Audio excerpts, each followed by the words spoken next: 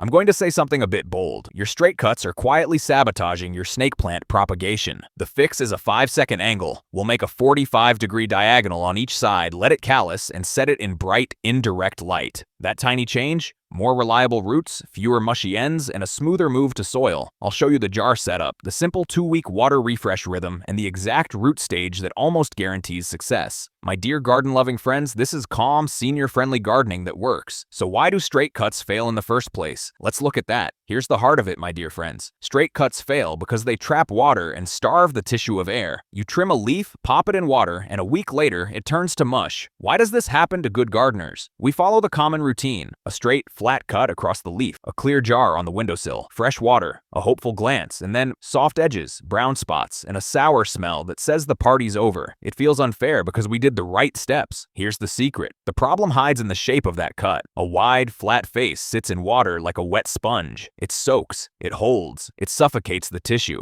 Roots need air contact as much as moisture, and that broad surface creates a stagnant pocket that favors bacteria instead of growth. Not all moisture is helpful. Stuck moisture turns the base into a tiny swamp. Think about a kitchen sponge on the sink. Lay it flat and it stays soggy and funky. Tip it on edge and it drains. That is the whole story. A flat snake plant end acts like the flat sponge. A tapered end behaves like an edge that sheds water. One shape invites stale conditions. The other shape lets water pass and oxygen reach the tissue. Snake plants, being succulent by nature, root best where oxygen is available. A large submerged plane cuts off airflow and builds a heavier bacterial load. That's why the ends brown, go soft, and start to smell off. Cloudy water is the early warning light. It tells you decay is in motion and the plant is losing ground. A clean, firm end in mostly clear water is what we want because it stays balanced long enough for roots to start. Now here's the research-backed part that helps us fix it. A diagonal two-sided cut doesn't just shed water better. It also exposes more useful edge,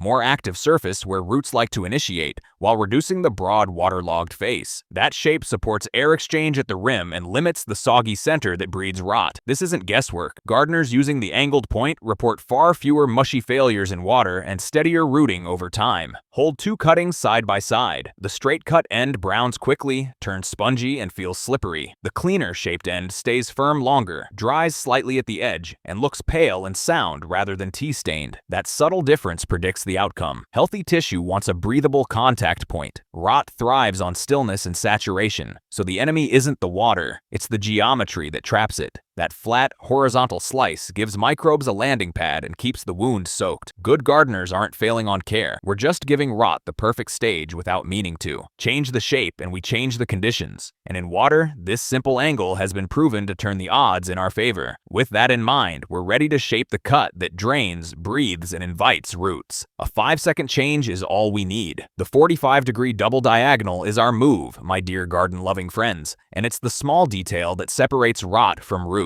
A quick change in your cut can lift your success without new tools. Here's the secret. We're going to switch from a flat slice to a 45-degree double diagonal that forms a neat V at the base. It's simple, it's quick, and it stops the mush. Hold the leaf steady. Make one clean slice at about 45 degrees. Now flip the leaf and mirror that angle so the two cuts meet, creating a pointed tip. Think of sharpening a pencil. A point sheds water. A broad end holds it. That little geometry shift makes the base behave like a tiny roof rather than a dish. Water rolls off. Air can touch the fresh tissue. That is the environment roots prefer. I know the worry. We don't want to take too much off and weaken the leaf. Many folks stop after a single angle and still end up with a soggy end. The fix is to complete the second diagonal so the point is centered and clean. You're not carving a spear. You're shaping a small triangular nose that narrows the wound face and opens the edges. Here's the real magic. Roots start at the edges of healthy tissue where moisture and oxygen balance. By shrinking the surface and tilting it, you reduce waterlogging and give those edges better air contact. That's what turns that soft failure into a firm start. We don't need a lab coat to see it work. Some growers debate the exact mechanism, but the results are steady. Fewer mushy ends and a more dependable start when that V shape is in play. Prep your tools before you snip. Use sharp pruners or a clean knife. A quick rub with alcohol knocks down hitchhiking germs and keeps the cut site tidy. Dull blades crush cells and make a ragged surface that traps more moisture. Sharp and clean means smooth and fast. Make the cut and feel the difference. The pointed end feels firm, not floppy. Set it down for a minute and you'll notice it dries faster at the edge. No pooling on the tip, no shiny puddle sitting on a flat face. That dryness at the rim is what you want, because it slows decay while the plant gears up to root. Are you ready for a tiny test? Hold the V-point at eye level. If both sides meet evenly and the tip isn't frayed, you're set. If one side looks longer, trim the short side slightly so the point sits centered. That balance helps the cutting sit straight in water later and keeps the leaf from leaning and wicking water higher than needed. We've shaped the base into a root-friendly point. Now comes the quiet step that protects this work and sets up reliable rooting. It asks for a pause, not a plunge. We give that fresh tip a short rest so it can protect itself. Callus timing, the 48-72 hour window. The most patient 2 to 3 days you'll ever wait will save weeks of frustration. Here's the secret, my dear garden-loving friends. After we shape that V-point, we pause. We don't dunk. We let the plant do quiet repair. Set the leaf segments on a dry plate or paper towel in bright, indirect light. Keep them spaced so air can move around the tips. No misting, no water nearby. We're giving the wound a calm place to seal. It's a small step, but it changes everything down the line because the base gains control over moisture. I know that urge to help. Fresh water looks kind. A quick dunk feels like care, but instant water floods a raw wound. That flood becomes a soft spot, and soft spots invite rot. Waiting 48 to 72 hours flips the odds, especially for water propagation where soaking can overwhelm tender tissue.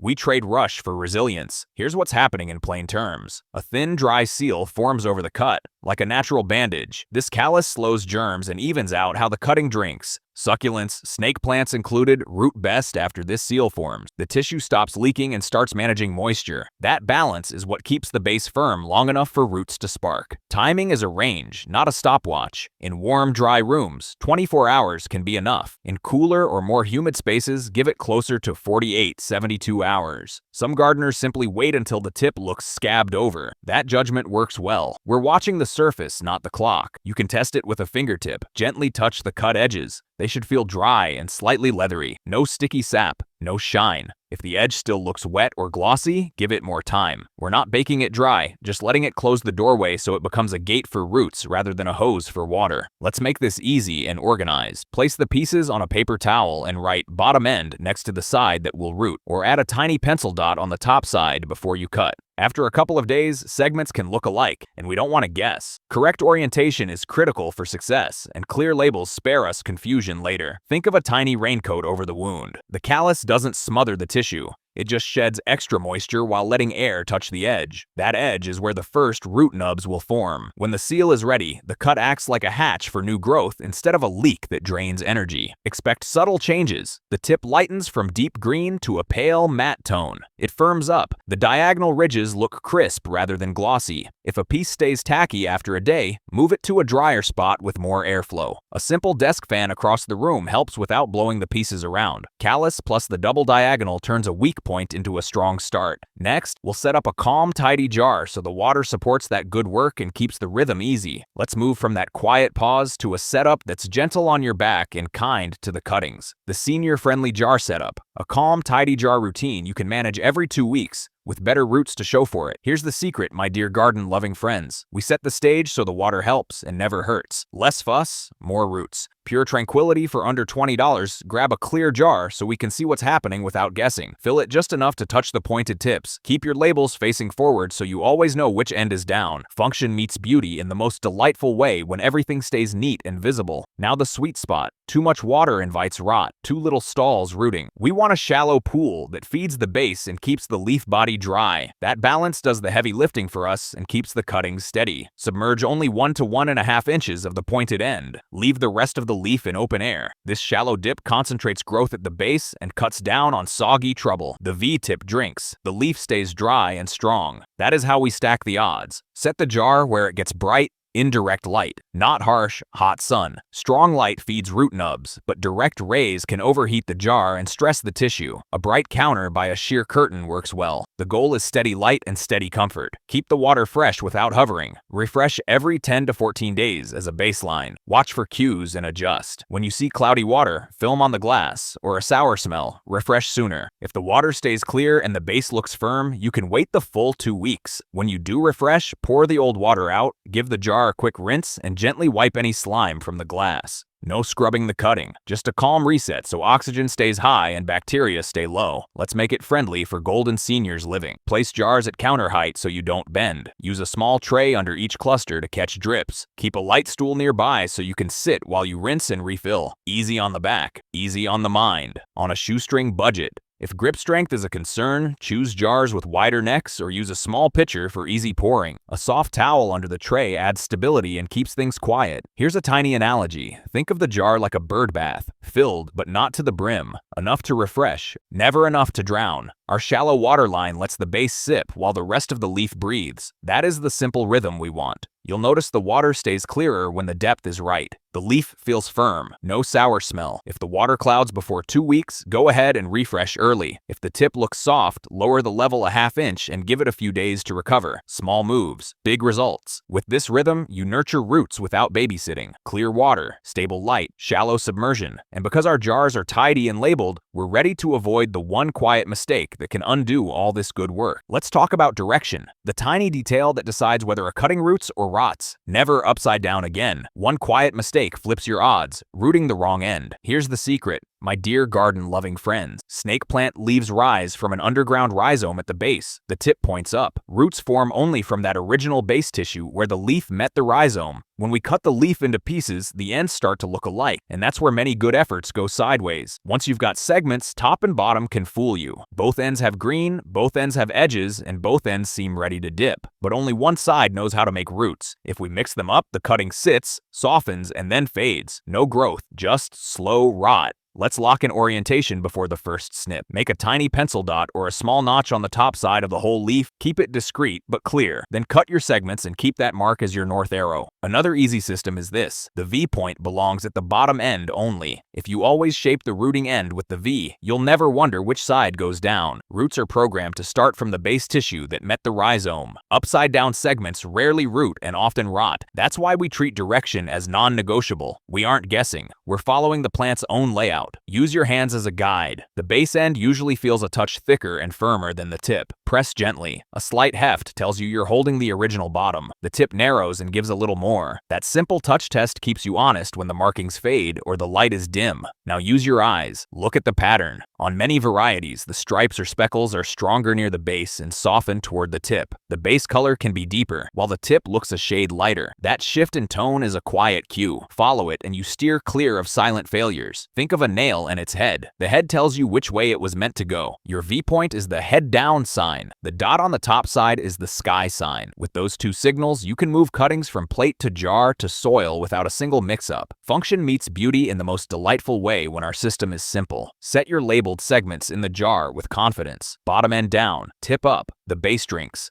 The body breathes, and now we can read the signs clearly. Firm tissue, mostly clear water, and soon, tiny white nubs right where they belong. Correct orientation removes guesswork. It also removes a big, quiet cause of failure. Keep that V at the base, keep the tip to the light, and let the plant do its slow, steady work. Up next, let's set our expectations on the clock so we don't toss good cuttings too soon. Let's tune our eyes to what healthy progress really looks like. Reading the roots, weeks, not days. If you expect roots by day 5, you'll toss good cuttings too soon. Snake plants move on a slow clock. Tiny white nubs often take 2 to 4 weeks. Strong, stringy roots follow in 4 to 8 weeks. And for full, confident rooting with new pups, you may be looking at a couple of months. Compared to fast friends like pothos that show off in a week or two, snake plants take their time. We trade speed for steady, and steady wins. Now the part that rattles nerves. You see cloudy water, a leaf edge yellows a little. Is that failure? Not always. Slight haze between refreshes can be harmless, especially if the base stays firm. A touch of yellow on the tip can be the leaf reallocating energy. What we watch is the base. That is the truth teller. Success feels calm and looks clean. The leaf stays firm when you press it. The cut base looks pale and solid. First, you'll see tiny white nubs, like grains of rice. Later, they stretch into long, spaghetti-like roots. The water stays mostly clear from one refresh to the next. No sour smell. No slick film racing back a day after you've cleaned it. In a cool room, they can stall and then wake up later, still healthy. That's normal. Failure announces itself. The base softens and smells off. The green turns tea brown. You see brown mush that sloughs when you touch it. The water clouds fast, even after a rinse, sometimes within a day or two.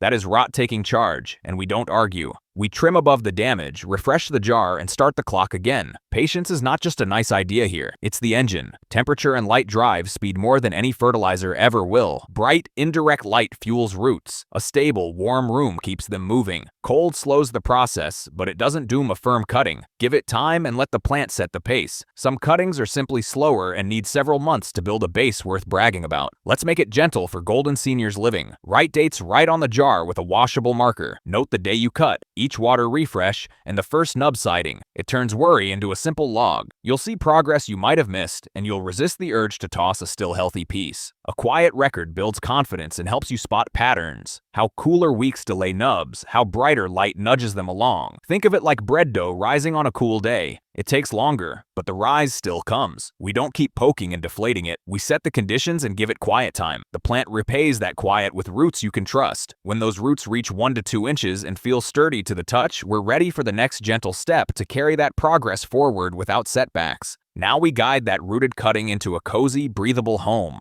The gentle move to soil. Many cuttings fail during the move. Let's make the transition smooth and sure. Here's the secret, my dear garden-loving friends. We keep everything small and airy. Choose a pot just big enough for the roots, not a deep bucket. Make sure it has a good drainage hole. Then build a gritty mix, succulent or cactus soil with a hearty scoop of perlite or pumice. That blend holds shape, lets air in, and lets extra water escape. Function meets beauty in the most delightful way when the roots can breathe. Water propagation lets us watch progress and catch problems early. The trade-off is that water-grown roots are tender and can struggle if the soil is heavy or stays wet. We stack the deck by giving them a light, fast-draining mix and a calm watering rhythm. Water roots are used to constant moisture and high oxygen. Dense soil can smother them. The trap is overwatering right after potting. The plant looks thirsty, so we pour. Then the roots fold. We avoid that by planting low and watering light, then letting the pot rest. Calm hands keep roots standing. Set the cutting in with care. Plant just deep enough to cover the calloused tip and the roots. No burying half the leaf. Keep the leaf straight with a small stake, or lay a top dress of gravel to lock it in. That little weight keeps the leaf from wobbling and tearing the new roots. Stability first, growth second. Here's the real magic. Water-grown roots adapt when the soil is airy and the water routine is gentle. Give a small drink to settle the mix around the roots. Stop when you see the first drops out the drain hole. For the first week or two, keep the soil evenly moist, not soggy, so the roots don't dry out as they switch jobs from sipping in water to foraging in soil. After that, let the top inch dry before the next watering. That partial dry down signals the roots to anchor and branch. It's a gift that keeps giving. Light stays steady. Bright, indirect light continues to be our friend. Avoid hot, harsh sun for the first 2 weeks. Heat spikes cook a small pot fast. A bright counter or a shelf near a sheer curtain works. We want comfort, not stress. The plant will reward that calm with quiet growth. If you want an easy bridge, use leca. Place the rooted cutting in a container of rinsed clay balls with a small water line below. The roots sip air and moisture at the same time. Once they thicken and run a few inches, move to soil. That step down keeps everything stable, especially if your home air runs dry. Think of the mix like a colander, not a soup bowl. It holds the roots, but the water moves through. Unglazed clay pots help because the sides breathe and dry faster. Small pot, fast drain. Calm routine.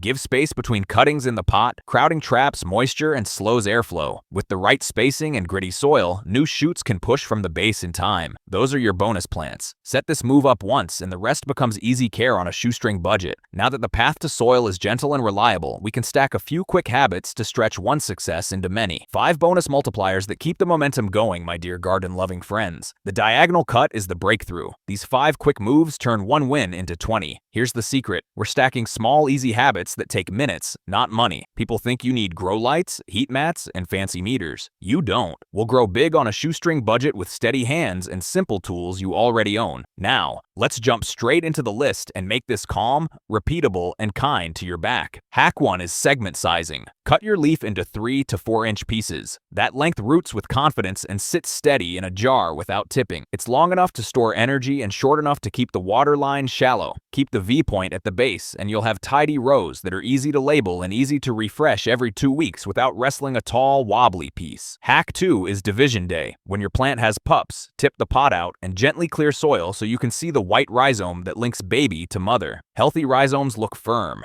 pale to white, and smooth, never mushy or brown. Trace that connector with your finger so you know exactly where to cut. Use a sterile blade to split cleanly through the rhizome, keeping some roots with each side. Give the fresh cuts a calm 24-hour callus so the surfaces harden. Then pot both pieces in the same gritty mix you used earlier. Small pot, real drainage. First drink is light, then let the top dry a bit. Division is one of the most reliable ways to multiply because you're working with established growth points. Hack 3 is rhizome cuts. Sometimes you'll find a healthy white runner with a little nodule. Harvest a section with that growth point using a clean knife. Let it callus for a day so the surface firms up. Plant it in well-draining soil and keep the mix evenly moist, not soaked, until you see new growth peeking from the surface. Think of it like a sleeping battery. A steady trickle wakes it up. Hack 4 is the community swap. Join a local club or a simple swap day at the library or community center. Trade a few segments or an extra pup for varieties you don't have. It feeds your collection and your social roots at the same time. You'll gain tips, friendly check-ins, and a sense of shared progress. Gardening groups boost joy, movement, and connection, especially for Golden Seniors living. Hack 5 is gentle ergonomics for Golden Seniors living. Raise your trays to counter height. Choose lightweight jars and small pots you can lift with ease. Keep a stool nearby so you can sit while you rinse and refill. A simple caddy holds your marker, alcohol wipes, and pruners so nothing goes missing. Less bending, less strain, more joy. Function meets beauty in the most delightful way when the setup fits your body. These multipliers make the routine simple and the results steady, and with these in your toolkit, it's easy to see what truly does the heavy lifting. As we come to the end, let's bring it back to what works, my dear garden-loving friends. Here's the secret. Change the cut, honor the callus, and the plant carries the load. That simple shift turns fragile, starts into steady roots with less fuss and more calm. Expect weeks for nubs, months for strong roots and pups. We set the stage, then let time do its quiet work. If this helped, subscribe for calm, senior-friendly garden wins. Share this with a friend who's ready to root with ease. Trust me, you'll want to catch every tip we share here. More gentle, proven shortcuts are coming soon.